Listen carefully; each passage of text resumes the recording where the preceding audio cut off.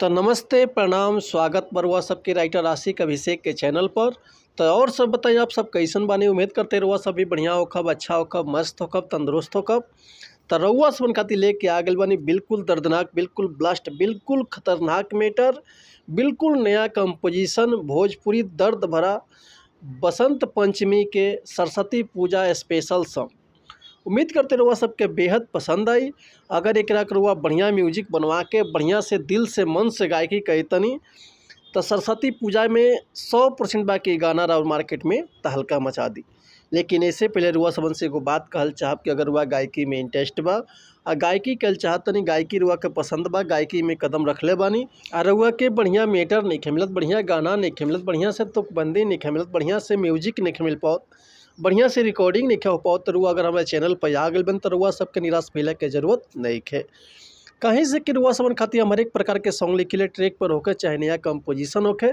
तो रुआ अगर गायकी में दम बा तो रुआ के सपोर्ट करे खातिर हम तैयार बानी। कहीं से कि रुआ सबन खातिर हम हर एक प्रकार के सॉन्ग लिखिले, ट्रैक पर होके चाहे नया कंपोजिशन होके। इ तो रुआ के पते बा, चाहे रुआ अपना फरमाइश के हिसाब से कोनो भी मैटर लिखवा सकिले। लव सॉन्ग, ऑर्केस्ट्रा सॉन्ग, बेवफाई सॉन्ग, पूर्वी, निर्गुण, भजन, लोकगीत, लयदारी, रंगदारी, जातिवाद सॉन्ग, चाहे जिला स्पेशल गाना, चाहे सैड सॉन्ग, चाहे विवाह गीत, चाहे विदाई गीत, चाहे वो अपना मनपसंद के कोनो भी मैटर, चाहे म्यूजिक, चाहे रिकॉर्डिंग करवा सकिले, वो बिल्कुल उचित चार्ज पर। भैया हम तो चार्ज ले ले, लेकिन मैटर में कोनो रुआ सबके शिकायत के मौका ना मिली। ऐसे कि कुछ लोग आज के सिंगर बाकी राइटर के संग धोखाधड़ी करता, गाना ले लेता, ओकरा बाद से कहता हमके पसंद नहीं है। तो रुआ सबसे निहोरा बा कि ऐसा रुआ सब मत करी। राइटर के सपोर्ट से ही सिंगर आगे बढ़ेले। तो ये से कहल चाह रुआ सबसे कि रुआ राइटर से मिल के चली। रुआ के माँ सरस्वती हमेशा सेवा में तत्पर रही, रुआ के हमेशा माँ सरस्वती साक्षात दया कैले रही।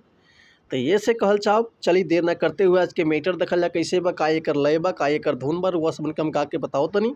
लेकिन ऐसे पहले रुआ अगर चैनल के सब्सक्राइब नहीं कल तो सबसे पहले चैनल के सब्सक्राइब कर ली, बेल आइकन प्रेस कर ली, ताकि कोनो वीडियो अपलोड करी तो सबसे पहले नोटिफिकेशन रुआ सबन के मिले। तो चलिए देखिए आज के गाना कैसे बा। एगो लइका माई से, बीड़ा वाली माई से कैसे आराधना करता, कौना भाव में, कौना लय से कहता कि हंस चढ़वैया बीड़ा के बजवैया, कि हंस चढ़वैया बीड़ा के बजवैया, सातो सुर के रचवैया, हे मैया पड़िले पैया को रिले सेवकैया, रखी है चरवा के छैया, हे मैया पड़िले पैया करिले सेवकैया, रखी है चरवा के छैया। हंस चढ़वैया बीड़ा के बजवैया, सातो सुर के रचवैया, हे मैया पड़िले पैया को रिले सेवकैया, रखी है चरवा के छैया। तो उम्मीद करते मीटर रुआ सबके बेहद पसंद आयल हुई।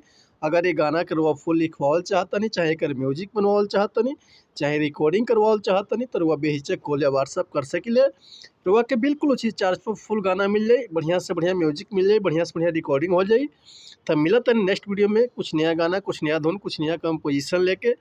तब तक ले रुआ सबसे अनुमति चाहतनी। नमस्कार, प्रणाम, जय हिंद, जय भारत, जय भोजपुरी समाज, हर हर महादेव, जय श्री शंभु, जय माता दी, हर हर महादेव।